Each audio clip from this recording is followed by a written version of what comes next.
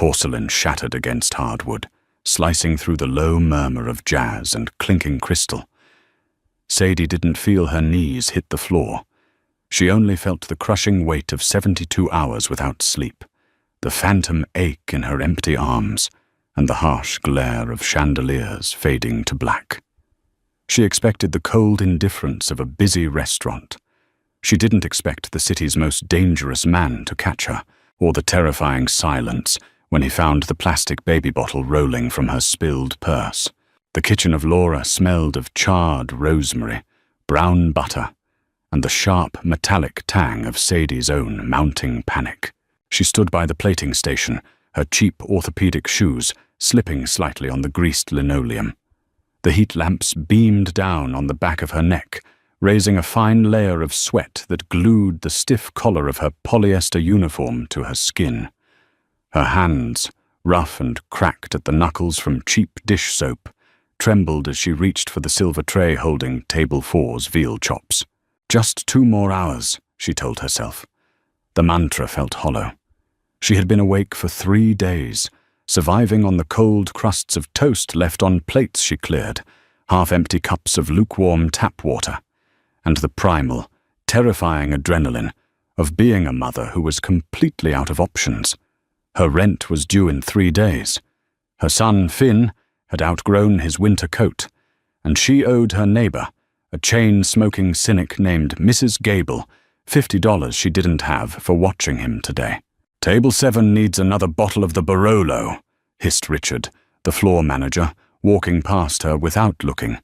"And for God's sake, Sadie, fix your apron. You look like you slept in a dumpster." Sadie swallowed the dry lump in her throat and tightened the strings around her waist. She hoisted the heavy tray onto her shoulder. The muscles in her lower back screamed, a tight, burning wire of pain that radiated down her left leg. She pushed through the swinging double doors into the dining room. The contrast between the kitchen and the floor was always a shock to the system. Back there, it was a shouting, sweating engine room. Out here, it was a hushed sanctuary of wealth. The lighting was low and amber, reflecting off crystal wine glasses and the polished mahogany tables. The air smelled of expensive perfume, truffle oil, and old money. Table 7 was in the back corner, secluded behind a lattice of fake ivy. Sadie knew who sat there. Everyone did. Roman Gallo didn't come to Laura to be seen. He came because he owned the building, the block, and halfway up the district.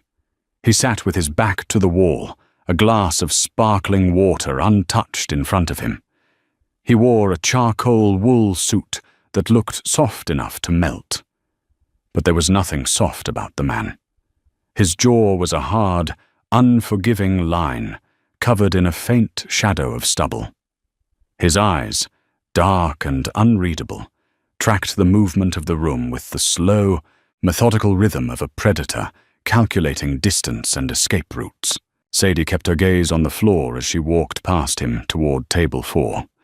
She didn't want to look at him. Men like Roman Gallo were dangerous because they noticed things, and Sadie was trying very hard to be invisible. But her body was failing her. The static started in her ears halfway across the dining room, a low, buzzing hum like a broken television. Her vision narrowed, the edges of the room blurred, dissolving into grey fuzz. She felt the sudden, alarming sensation that the floor was tilting upward. She stopped. She tried to suck in a breath, but her lungs felt like they were packed with wet sand. No, not now. Please, not now. She took a step. Her left knee simply ceased to function. It gave way, buckling under the weight of the silver tray. The crash was catastrophic. Plates shattered, glasses exploded. Hot veal and brown butter sauce splattered across the imported Persian rug. Sadie hit the ground hard, her hip bone cracking against the hardwood. The breath left her lungs in a sharp, violent wheeze. The low hum of the restaurant went dead silent. Sadie lay there for a second, staring at the ceiling, trying to figure out how to command her limbs to move. She needed to get up. Richard was going to fire her. She couldn't get fired. If she got fired, they would end up on the street. She forced herself up on one elbow. Her canvas tote bag, which she had hidden under the host's stand because her locker was broken, had been knocked over by a fleeing busboy. The zipper had burst. Her life spilled onto the polished floor. A battered tube of lip balm, a handful of loose pennies, a final notice electricity bill, and a plastic baby bottle. It was cheap. The plastic was slightly cloudy from too many washes in boiling water, and the yellow silicone nipple was chewed at the edges. It rolled across the floor, spinning slowly through a puddle of spilled red wine, coming to a stop directly beside a pair of polished black leather Oxfords, Roman gallows shoes. Through the ringing in her ears, Sadie heard the heavy, terrifying silence of the room. She looked up. Roman had stood up. He didn't look at the mess of food. He didn't look at the furious, red-faced manager rushing across the floor. He was looking down at the baby bottle resting against his shoe. Slowly, Roman crouched. The movement was fluid, entirely at odds with his massive frame. He picked up the bottle with long, scarred fingers. He turned it over, studying the cheap plastic, the measurement lines worn away by friction, the tiny tooth marks on the nipple. Then, his dark eyes shifted to Sadie. There was no pity in his stare. Pity would have been easy to digest. What Sadie saw in his eyes was far worse. It was a cold, surgical curiosity. He was dissecting her, the stained uniform, the hollowed-out cheeks, the desperate, clawing panic in her chest. He saw all of it in a fraction of a second. "Sadie!" Richard's voice cut through the fog, shrill and furious. "What the hell is wrong with you? Get up! You're making a scene in front of Mr. Gallo." Sadie tried to push herself up, but her arms gave out. The world tilted violently. The amber lights smeared into a blinding streak of white, and the last thing she felt was the cold floor rushing up to meet her face before the darkness swallowed her whole. When Sadie woke, she didn't smell garlic or floor wax. She smelled rich, aged leather, rubbing alcohol, and a faint, sharp scent of cedar. She opened her eyes.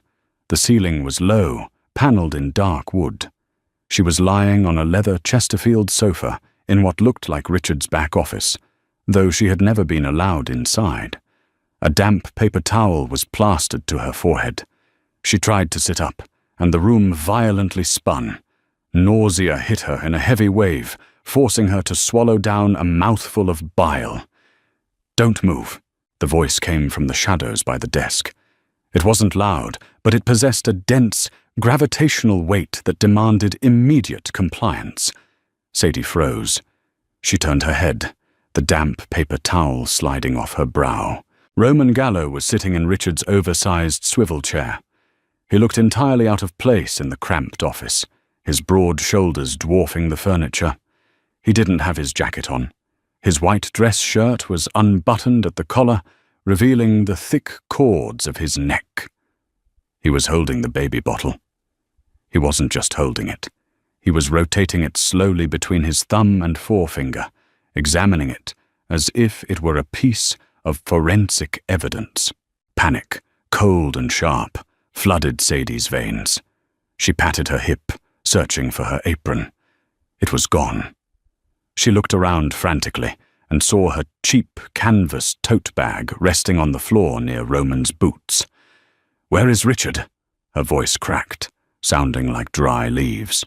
"Upstairs, dealing with the mess you made," Roman replied. He didn't look up from the bottle. $600 in ruined food, another $2,000 for the rug. Sadie squeezed her eyes shut. "Fired! I'm fired! I'm ruined!" The math began running in her head, a terrifying ticker tape of negative numbers. Rent, formula, diapers, the heating bill. She felt the sting of tears behind her eyes, but bit the inside of her cheek until she tasted copper to stop them.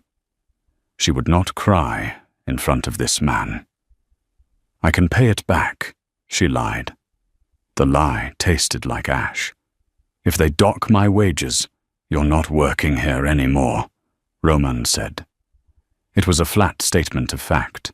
Please, Sadie forced herself to sit up, ignoring the swimming nausea.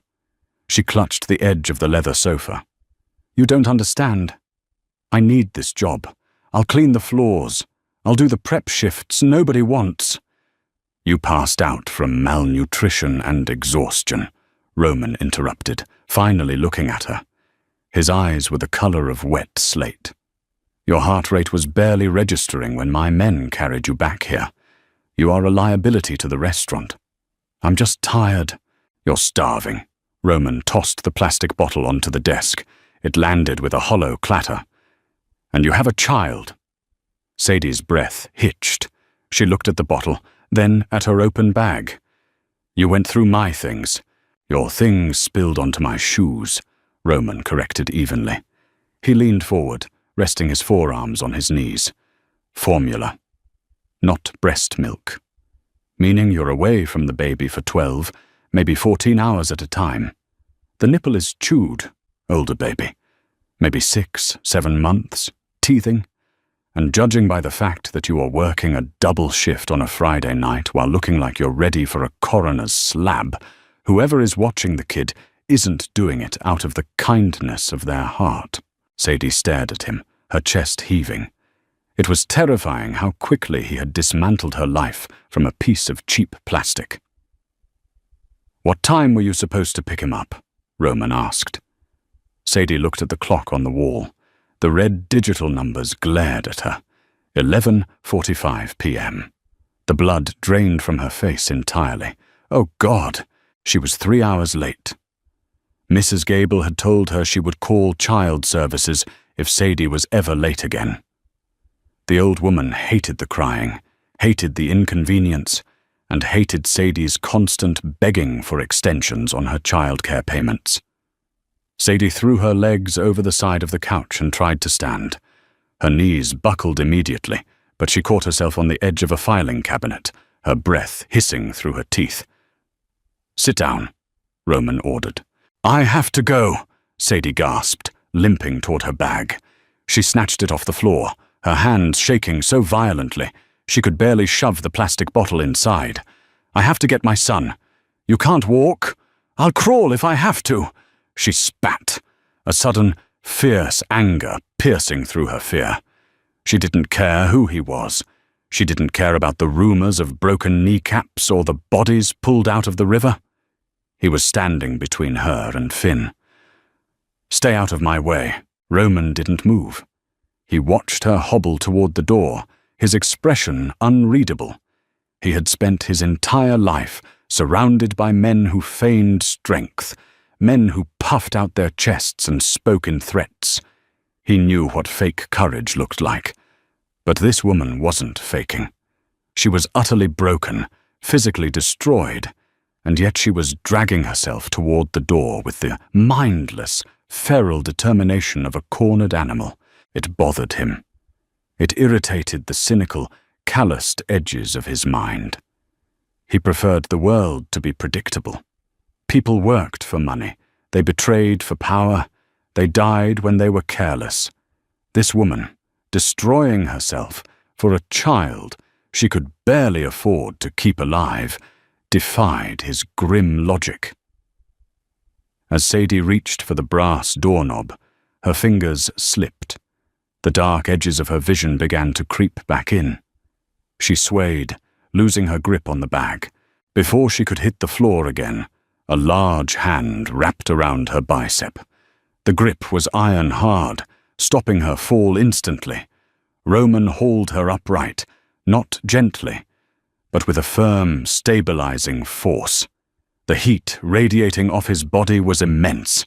Sadie smelled the cedar again, underneath the scent of gun oil and starched cotton. I'm not letting you wander into the street to get hit by a cab, Roman said, his voice a low rumble right next to her ear. Let me go. I'm driving you. Sadie stiffened, pulling against his grip, but it was like pulling against a steel beam. I don't want your help. I know who you are. I don't want anything to do with you." Roman looked down at her. Her eyes were bloodshot, the capillaries broken, her pale face streaked with dirt from the kitchen floor. She was terrified of him, and yet she was glaring at him with pure, unadulterated defiance. "You don't have a choice," Roman said quietly. He didn't smile. He didn't offer comfort. "You owe my restaurant $2,000. Until you pay it off, I decide how you get home. Now, walk." The back of the black SUV was a sensory deprivation chamber. The windows were heavily tinted, blocking out the neon glare of the city. The thick doors shut with a heavy, pressurized thud that muted the sirens and the rain pounding against the roof. Sadie sat pressed against the far door, her wet coat clutching her shoulders, her hands gripping her canvas bag like a shield. She felt the deep, vibrating purr of the engine beneath her boots. In the driver's seat sat a man with a thick neck and a flattened nose, who Roman had addressed only as Dante. He hadn't said a single word since they left the restaurant, just slipped the car into gear and pulled smoothly into the midnight traffic. Roman sat beside her. He took up too much space. Even pressed against his own door, his long legs stretched out, his presence filled the cabin. He was typing a message on a sleek black phone, the blue light illuminating the harsh, sharp angles of his profile.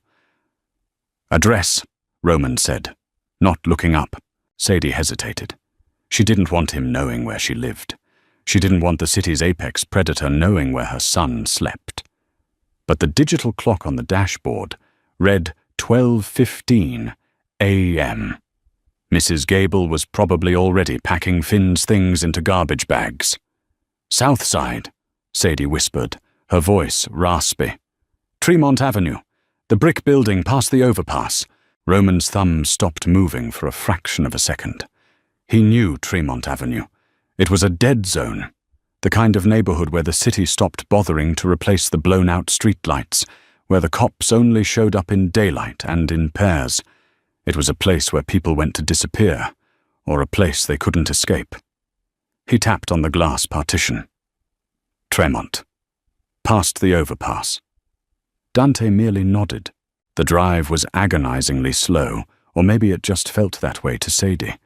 Every time the car hit a pothole, the pain in her hip flared, reminding her of her collapse.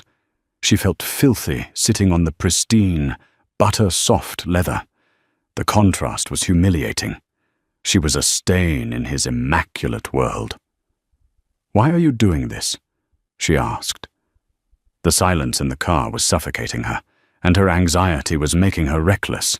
Roman finally locked his phone and slid it into his breast pocket. He turned his head slowly. "Doing what?"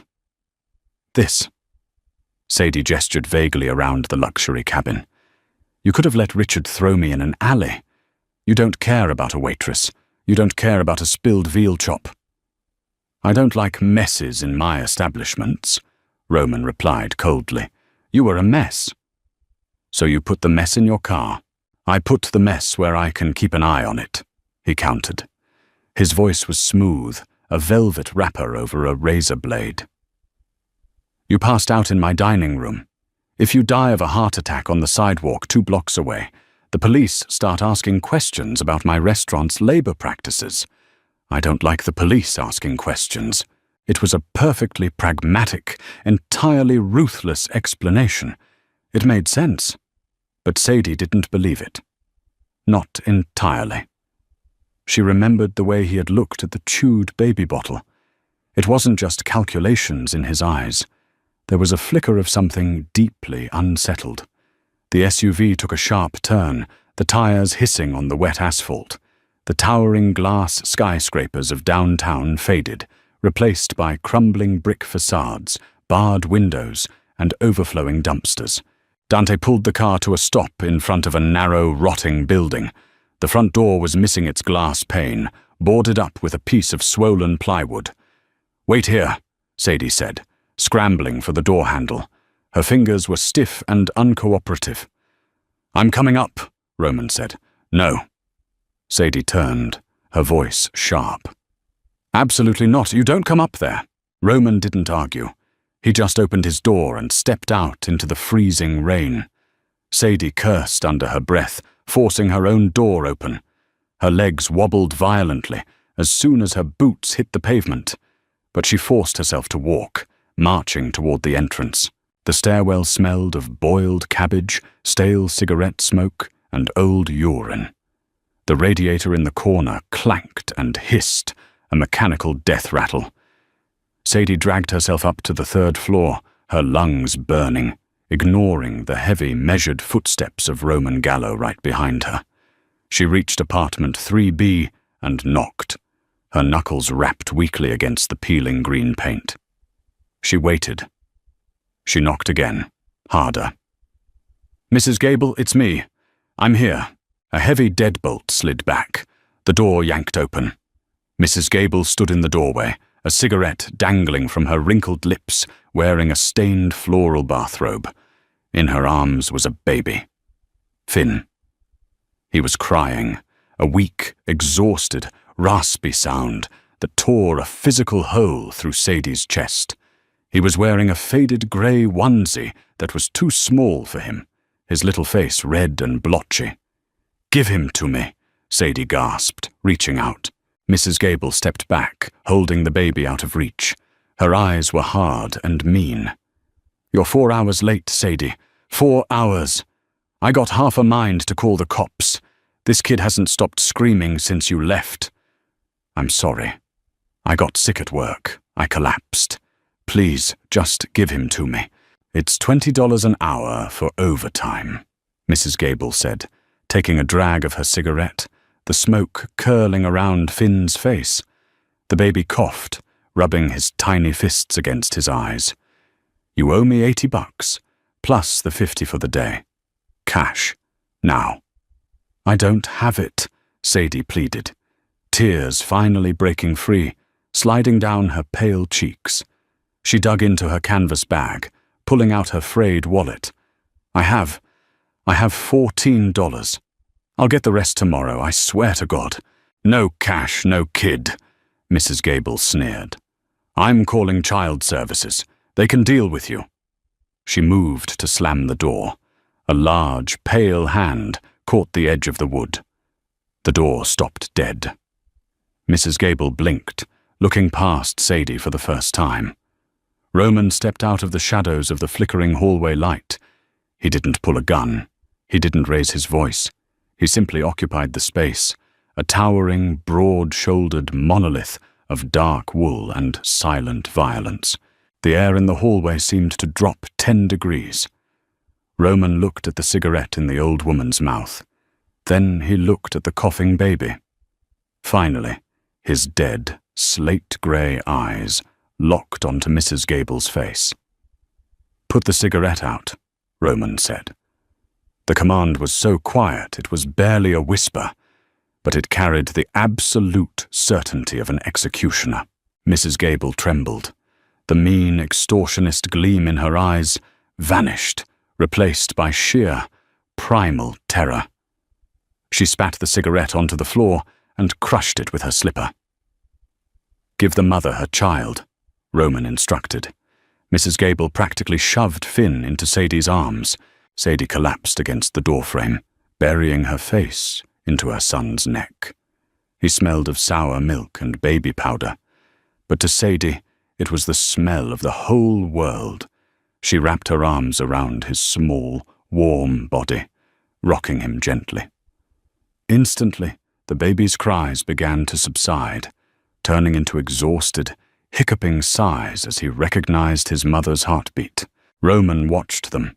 He watched the way the woman, who couldn't even stand on her own 2 feet 5 minutes ago, suddenly turned into an unbreakable fortress around the infant.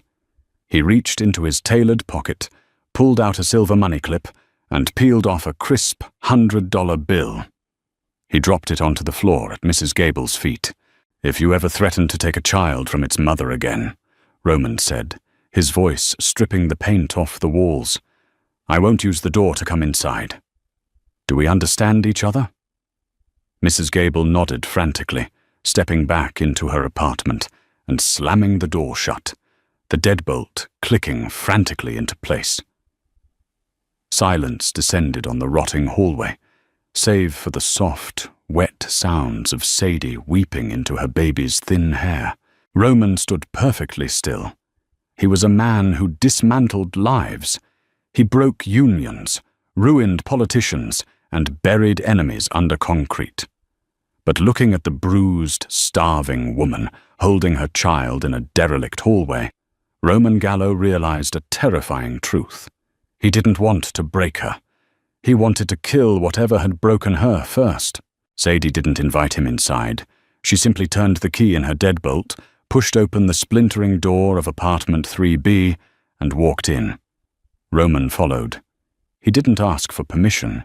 Men who owned the city never did. The apartment was freezing. The ambient temperature was colder inside than it was in the hallway, the chill seeping up through the warped linoleum floorboards. There was no entrance hall, just a narrow kitchenette that bled into a single, square room, serving as a living room and bedroom. The air smelled of wet plaster, stale dust, and the metallic tang of an ancient, useless radiator. Sadie didn't turn on the overhead light. She moved by the sickly amber glow bleeding through the window from the street lamp outside. She laid Finn on the mattress, resting directly on the floor. He fussed, his tiny fists kicking at the thin, pillaged quilt she wrapped around him. "I need to make him a bottle," Sadie muttered. She wasn't talking to Roman.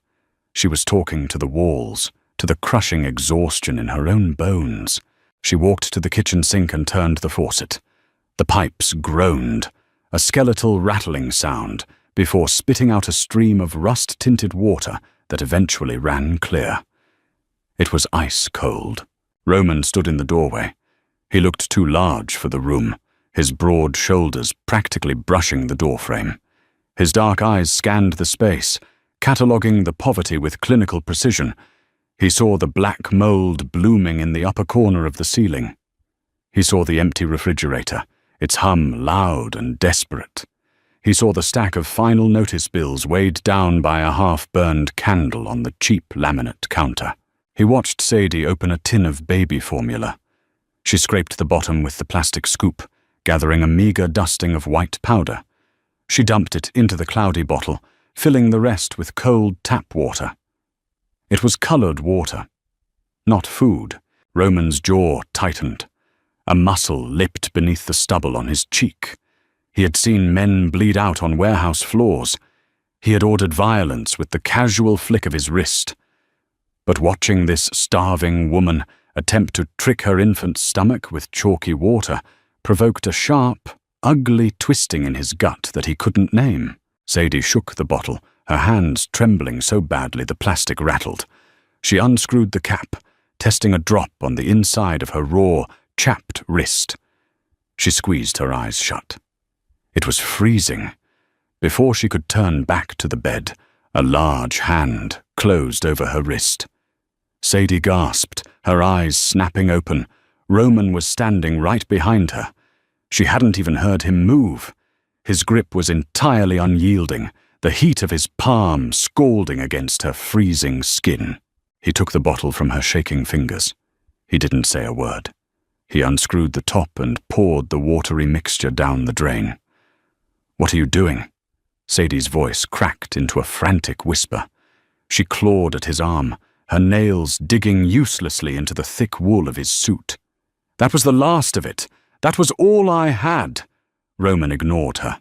He pulled his phone from his pocket, dialing a number with his thumb while holding her off with his forearm. "Dante," Roman said, his voice flat in the dead, quiet room. "Go to the all-night pharmacy on 5th. Buy formula. Enfamil, the pre-mixed kind. Buy diapers, blankets, a space heater. Bring it to the 3rd floor unit." He paused, his eyes locked on the empty, rattling refrigerator. "And get a hot meal, something with iron. 10 minutes. He hung up, sliding the phone away. Sadie backed away from him until her spine hit the edge of the counter. She was breathing hard, her chest rising and falling in ragged, shallow spikes. She didn't look relieved. She looked hunted.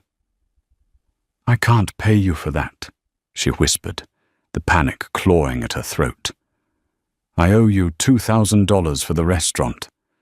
I owe Mrs. Gable. I have $14 to my name. I can't pay you."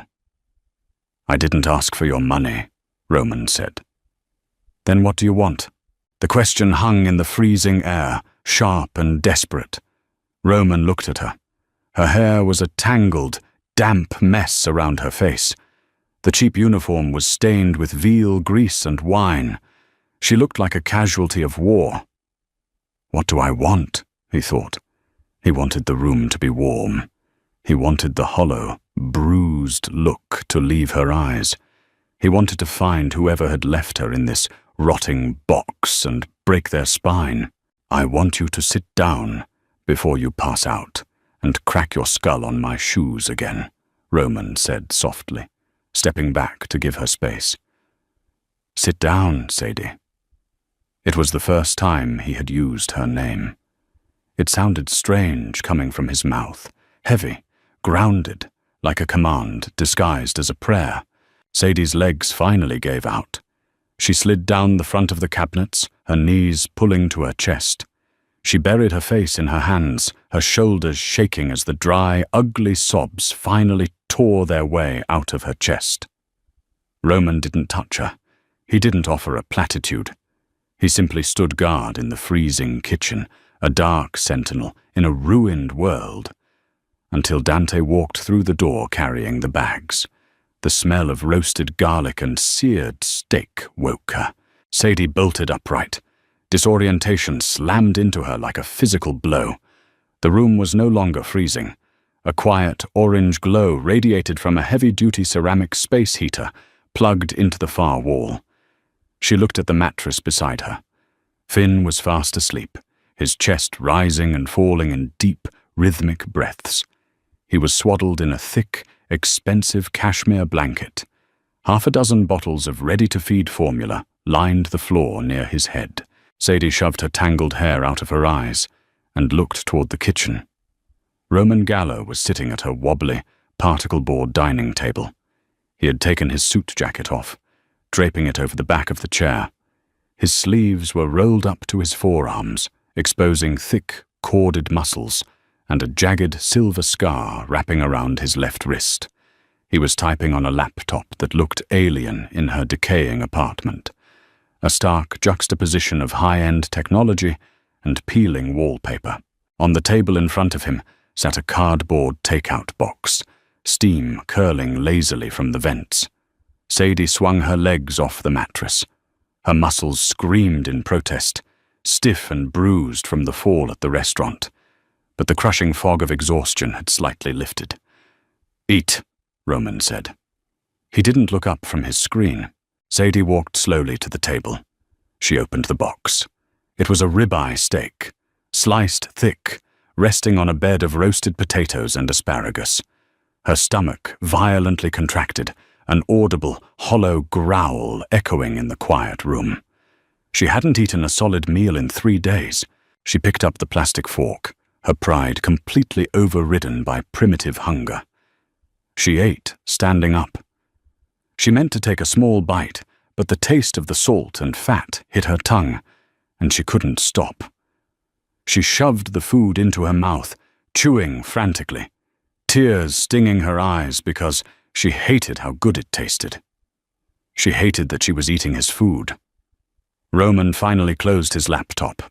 The sharp click echoed in the room. He watched her eat with that same intense, unreadable gaze.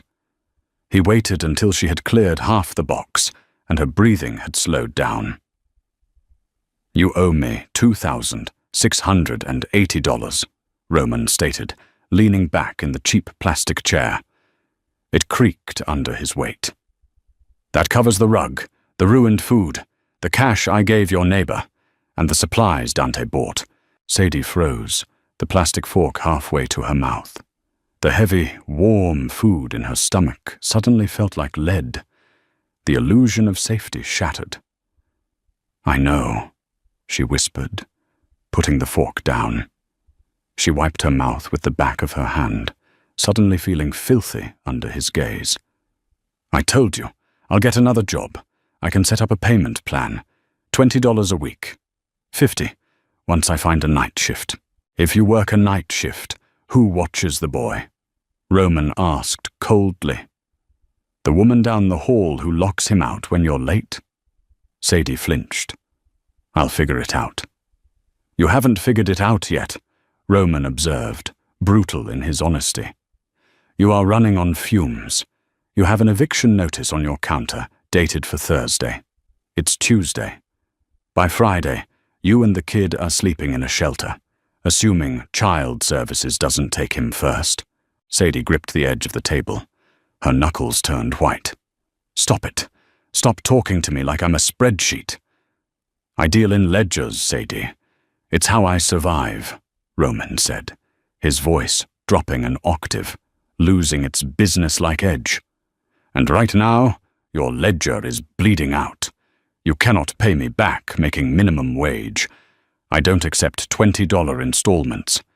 Panic, pure and suffocating, seized her throat.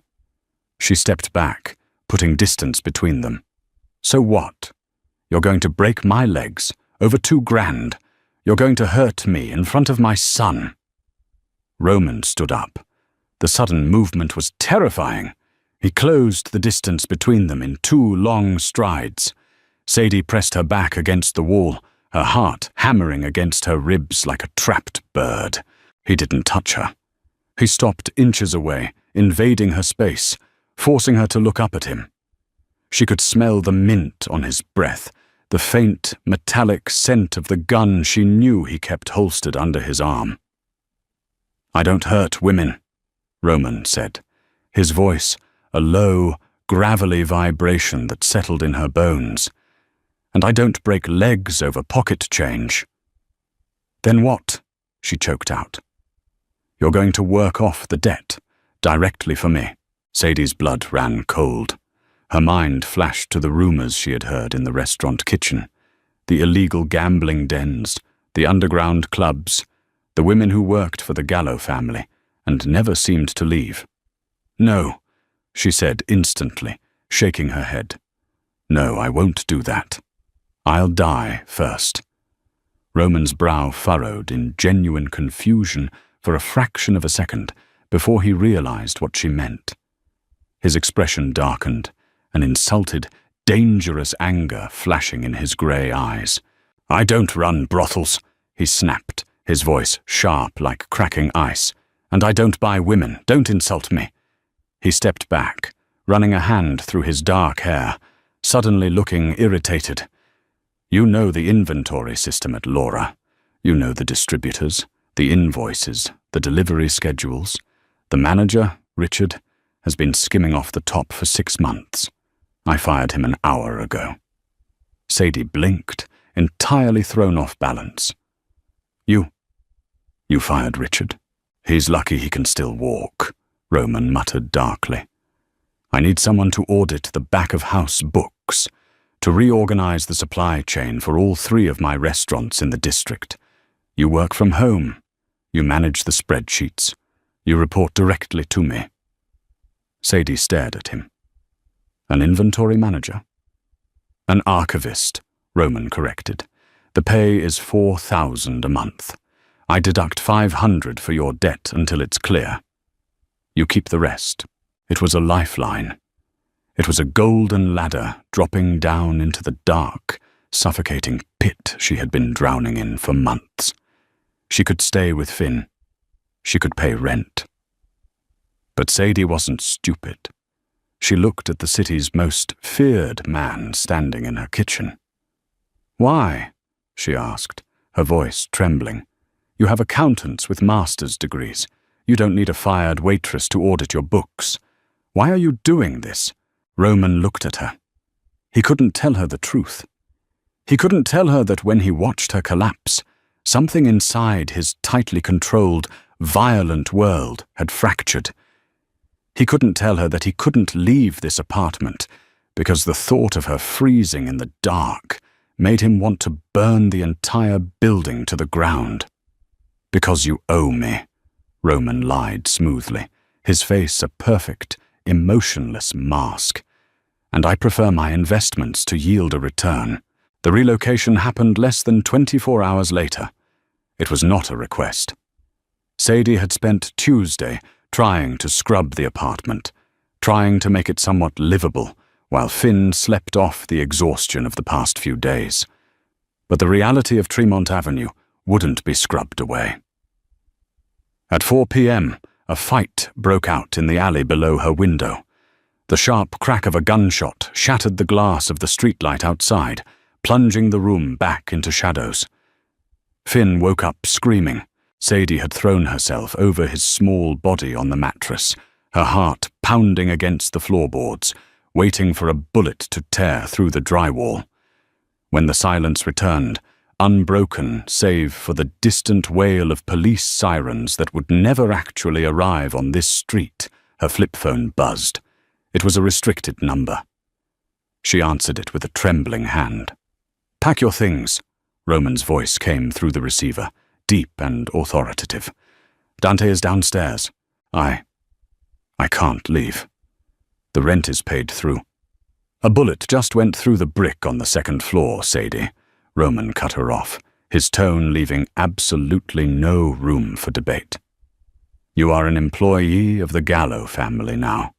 You handle my financial ledgers, which means you are a target. I do not leave my assets unprotected in a war zone." Assets. The word stung, but it was overshadowed by the terror of the gunshot. She packed everything they owned into 3 plastic grocery bags. It was pathetic. A few worn onesies, the tin of formula Roman had bought, her uniform, and a chipped coffee mug Finn liked to chew on. When Dante knocked on the door, he didn't say a word.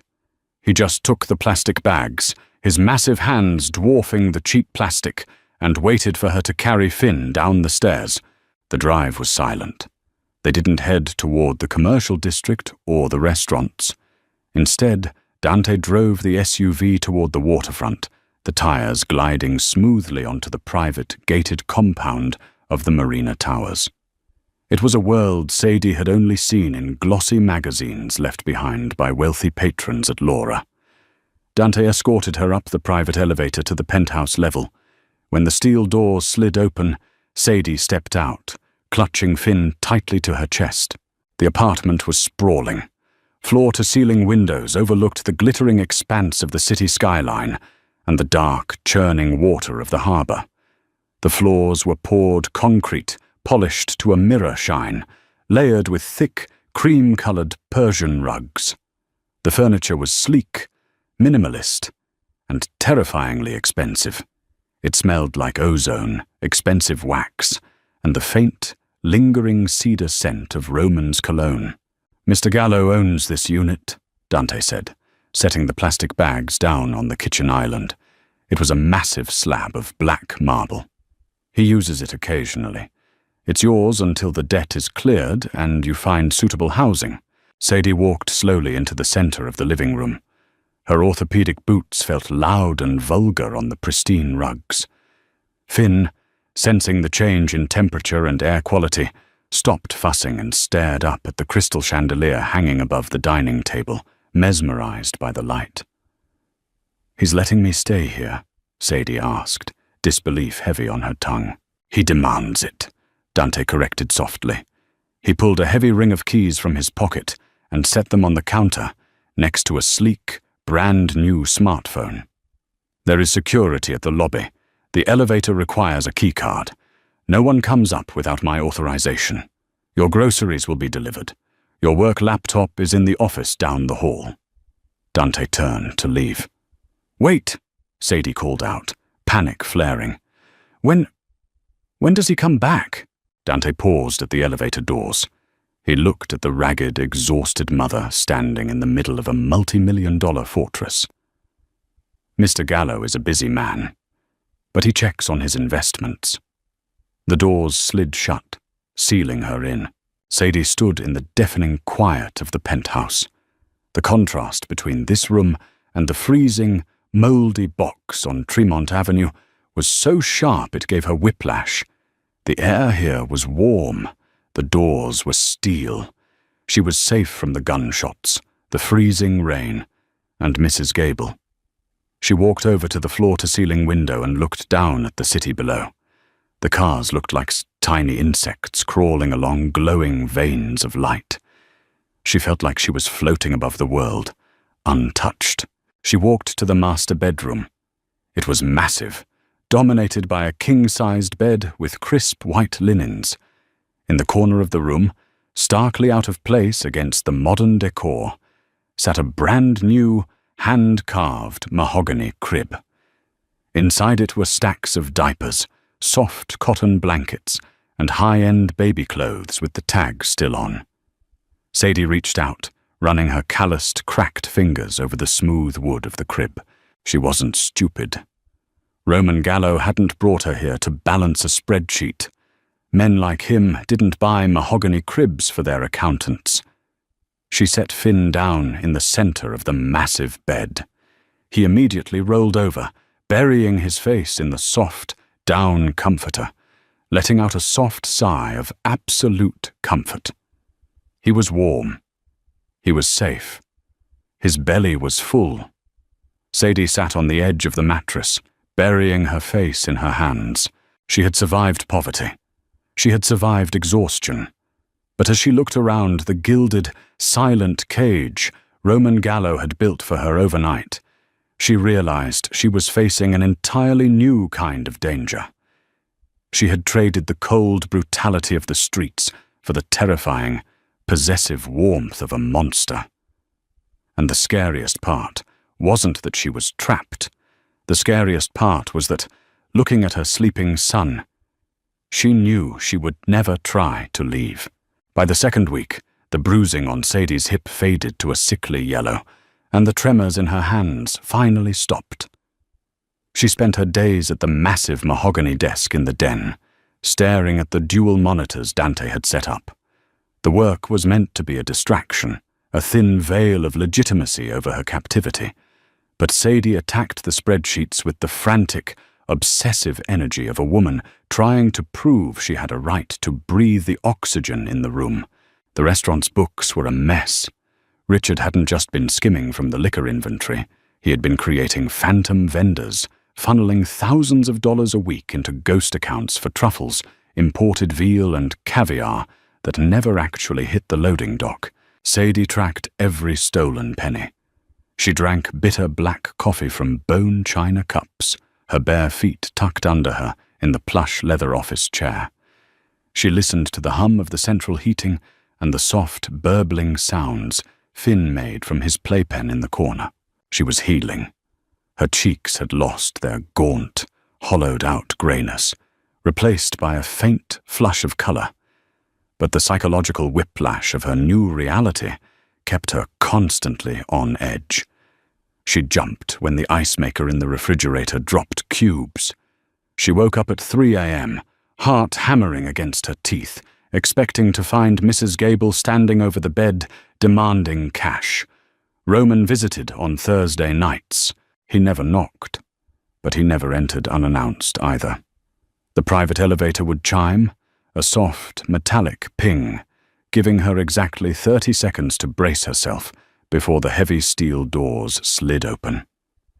When he arrived on the 14th day, he brought the freezing rain inside with him.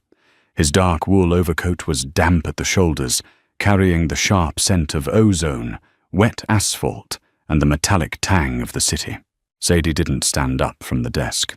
She turned her chair, pulling her oversized cashmere sweater tightly around her ribs. "You're working late," Roman said.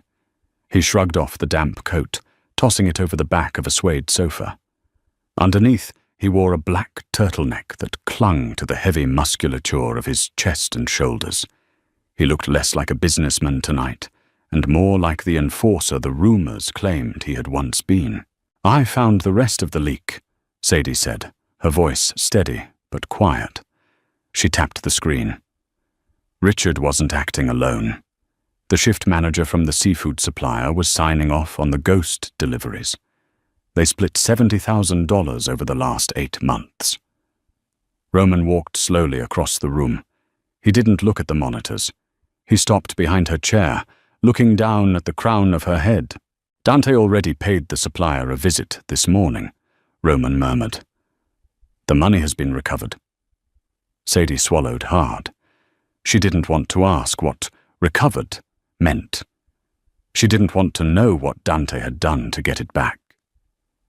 She kept her eyes on the glow of the spreadsheet. Roman reached over her shoulder. His chest brushed against the back of her chair. Sadie froze, her breath hitching in her throat. His large, scarred hand closed over the computer mouse, his knuckles brushing against her knuckles. His skin was burning hot. The contrast of his rough, calloused thumb against the healing skin of her hand sent a sharp, involuntary jolt up her arm. He clicked the monitor off. The room plunged into the soft, amber glow of the desk lamp. "You're done for the day," he said, his voice dropping an octave, rumbling right next to her ear. "I'm not finished organizing the new vendor lists." "I don't care," Roman replied. He stepped back, moving toward the playpen in the corner. Sadie turned her chair, watching him. This was the contradiction that kept her awake at night. She watched the city's most dangerous man lean over the mesh siding of the playpen.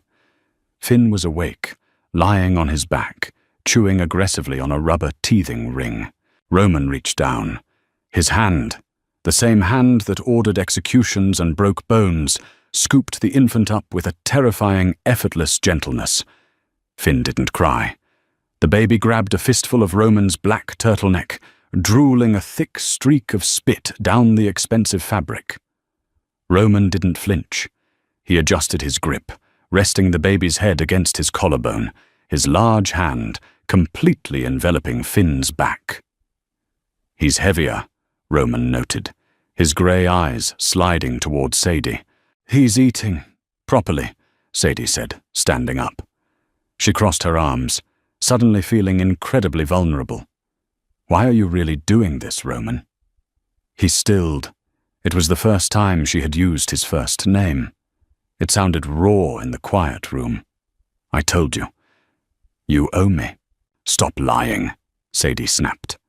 The sudden burst of anger surprised her. It wasn't the frantic, cornered panic she used to feel. It was a grounded, deeply human frustration.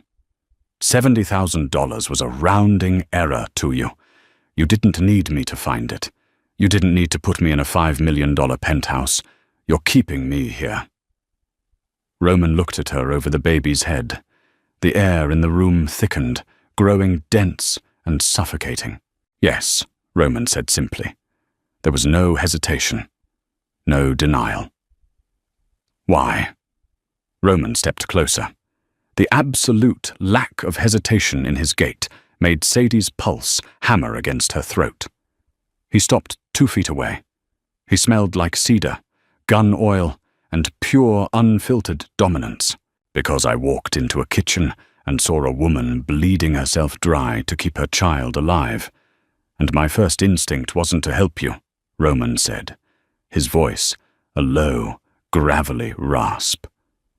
"My first instinct was to kill everyone who had allowed you to get to that point. That is a liability. I do not tolerate liabilities." "So I'm a liability?" "No," Roman said, his eyes dropping to her mouth before snapping back up to her eyes. "You are an obsession, and I prefer to keep my obsessions where I can see them." Sadie stared at him, her chest rising and falling heavily. It was an ugly, terrifying confession. It wasn't love. It was ownership. It was survival. And God help her. As she looked at the dark, violent man holding her son safely against his chest, she realized she didn't care. The illusion of safety shattered on a Tuesday afternoon. Sadie was in the kitchen, boiling water to sterilize pacifiers. Finn was asleep in the bedroom. The apartment was dead quiet, save for the low hum of the refrigerator. The private elevator chimed. Sadie didn't look up from the stove. Roman wasn't due until Thursday, but occasionally Dante came up to drop off groceries. The heavy steel doors slid open, but the footsteps that stepped onto the polished concrete weren't Dante's heavy, measured boots. They were sharp, clicking leather soles, dragging slightly at the heel. Sadie turned. A man stood in the foyer. He was thin, wearing a poorly tailored maroon suit that smelled aggressively of stale cigarette smoke and cheap, stinging cologne. His hair was slicked back, and a jagged scar cut through his left eyebrow. He wasn't Roman, and he definitely wasn't Dante. Sadie's blood ran cold. The wooden spoon slipped from her hand, clattering against the marble counter. "Well, well," the man said, his voice a reedy, nasal sneer. He shoved his hands into his pockets, walking slowly into the living room, tracking mud onto the cream Persian rug. Dante wasn't lying. The boss really did buy himself a stray. "Who are you?" Sadie asked. She backed up against the stove. Her hand slid blindly behind her, her fingers wrapping around the handle of a heavy, 10-inch chef's knife resting on the cutting board. "Name's Carmine," the man said, grinning. His teeth were slightly yellowed. "I run the docks for the family. Needed to drop off some shipping manifests. Figured I'd bypass the gorillas downstairs and see the new pet for myself." He stopped at the kitchen island, his eyes dragging up and down Sadie's body. He took in the oversized sweater, the bare legs, the defensive posture. "Roman's getting soft," Carmine chuckled, a nasty, grating sound. "Setting up a waitress in the marina. It makes the capos nervous, sweetheart. A boss with a bleeding heart is a boss who makes mistakes." Carmine took a step toward the hallway, toward the bedroom, toward Finn. Sadie didn't think. The primal, violent instinct that had kept her alive on the streets took over entirely. She pulled the chef's knife from the counter, gripping the black handle so tightly her knuckles turned white. "Take one more step toward that hallway," Sadie hissed, her voice vibrating with a raw, feral hatred. "And I will open your throat." Carmine stopped. He looked at the blade, then at Sadie's eyes. She wasn't bluffing. She was terrified, breathing in shallow, ragged gasps, but the knife was dead steady. Carmine threw his head back and laughed. "Oh, I like you. You got some teeth." He reached inside his maroon jacket. "But you don't bring a kitchen knife to a—" The elevator chimed. Carmine froze. The smug, nasty smile vanished from his face instantly, replaced by a sudden, sickening pallor.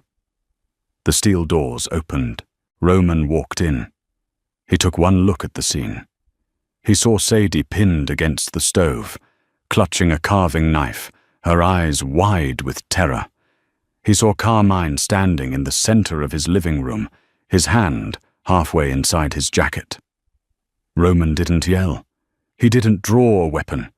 The violence that radiated from him was so absolute, so suffocating, that it sucked all the oxygen out of the room. "Carmine," Roman said. His voice was a whisper, but it sounded like a tomb slamming shut. "Boss," Carmine stammered, his hand shooting up in the air, instantly abandoning whatever weapon he was reaching for. I brought the manifests. Dante wasn't at the desk. I just came to drop them off." Roman walked slowly across the concrete floor. He didn't look at Sadie. His dead, slate-grey eyes were locked entirely on Carmine. "You bypassed my security," Roman stated softly. Roman moved faster than a man his size should be able to. His left hand shot out, grabbing the lapels of Carmine's cheap suit. He didn't punch him. He simply pivoted, using his massive body weight to hurl the thinner man across the kitchen. Carmine slammed face first into the black marble island. The sound of his jaw cracking against the stone echoed like a gunshot in the pristine apartment. Carmine screamed, a wet, gargling sound as he slid to the floor, clutching his bleeding mouth. Roman stepped over him. He grabbed Carmine's right hand, forcing it flat against the cold marble countertop. "You looked at what is mine," Roman whispered, leaning down so his mouth was inches from Carmine's ear. He brought his elbow down violently. The sickening crack of Carmine's forearm snapping backward made Sadie drop the knife. It hit the floor with a sharp clang. Sadie clapped her hands over her mouth, stumbling backward. The metallic smell of blood hit her nose, mixing with the scorched smell of boiling water overflowing on the stove. Her stomach violently heaved. She didn't swoon. She didn't faint delicately into a chair. She turned toward the stainless steel sink and threw up, her body shaking uncontrollably. Roman let go of Carmine. The man lay on the floor, weeping and hyperventilating in a puddle of his own blood. "Get out," Roman said to the broken man. "If you are in my city in 2 hours, I will feed you to the harbor." Carmine scrambled backward like a crab, clutching his ruined arm, slipping on the polished floor before stumbling into the elevator. The doors closed, taking the wailing sound with them. The apartment fell dead silent, broken only by the sound of Sadie dry heaving into the sink, her hands gripping the steel rim so hard her joints ached. She felt him approach. The heat of his body practically scorched her back. She flinched, curling inward, expecting the violence to spill over onto her. Instead, a heavy, warm hand gently pulled her hair back from her sweaty neck. Roman turned off the boiling pot of water with his other hand. He didn't speak. He reached over, turning on the cold tap, and wet a clean dish towel. He pressed the cool, damp cloth against the back of her neck. "Breathe," he commanded softly. Sadie collapsed against the counter, sliding down until she hit the floor. She pulled her knees to her chest, burying her face in her arms, sobbing. The adrenaline crashed out of her system, leaving nothing but cold, shaking terror. Roman sat down on the floor next to her. He didn't care about the blood on the marble or his expensive suit. He pulled her against his chest, wrapping his arms entirely around her shaking frame. She smelled the gun oil. She smelled the violence. But beneath it all, she smelled the cedar, and the terrifying realization hit her again. The monster holding her was the only safe place left in the world. 2 hours later, the blood was gone. Dante had come up with bleach and quiet efficiency, erasing any physical trace that Carmine had ever existed in the space.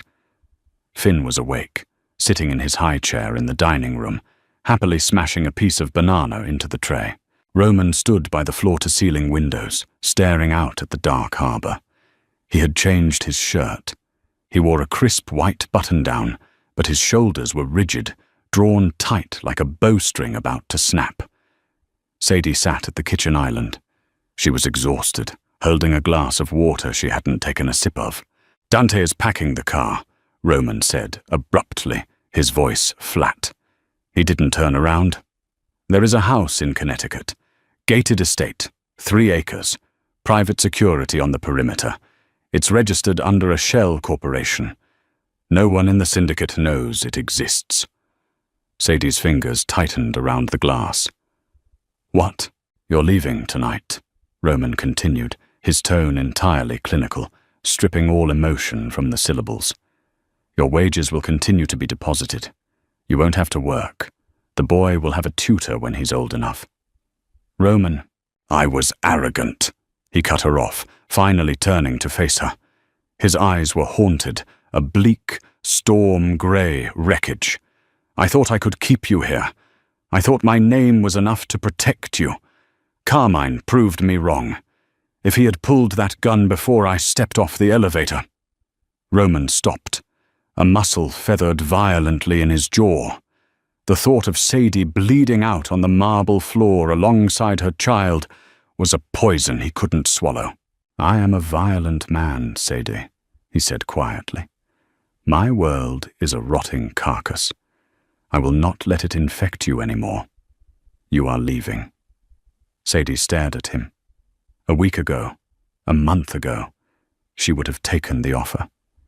She would have run to the safety of a quiet, empty house in the suburbs and never looked back. But she wasn't the starving, broken waitress on the floor of the restaurant anymore. She stood up from the stool. She didn't tremble. She walked across the Persian rug, closing the distance between them until she was standing inches from his chest. "Do not treat me like I am fragile," Sadie said, her voice low and steady. Roman looked down at her. "You almost died today." "I almost died every day before you found me," she fired back, the raw honesty tearing through her throat. "I was dying of starvation.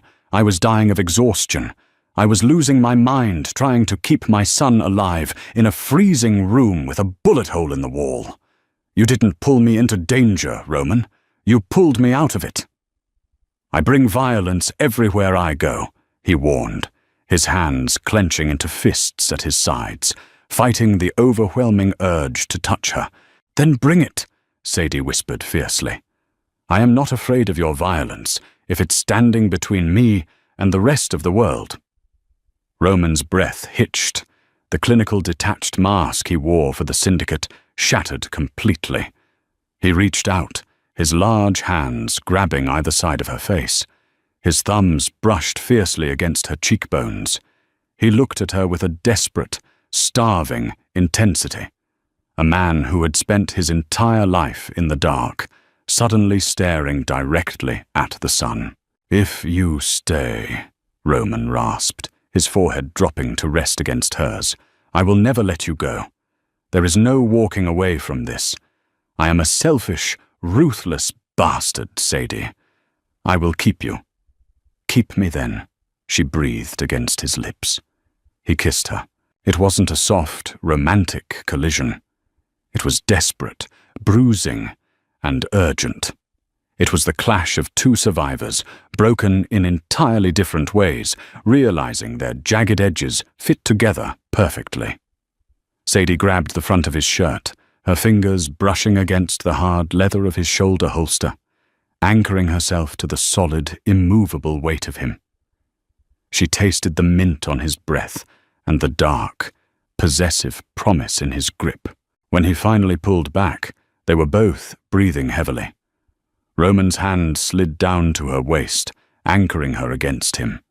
The terrifying, crushing weight that had sat on his chest for years felt entirely absent.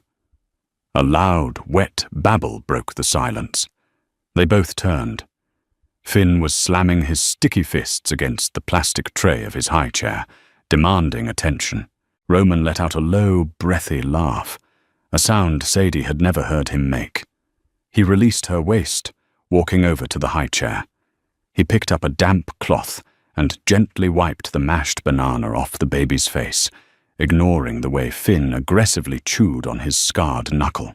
Sadie watched them. She looked at the blood-stained chef's knife resting in the sink. She looked at the dark city outside the glass.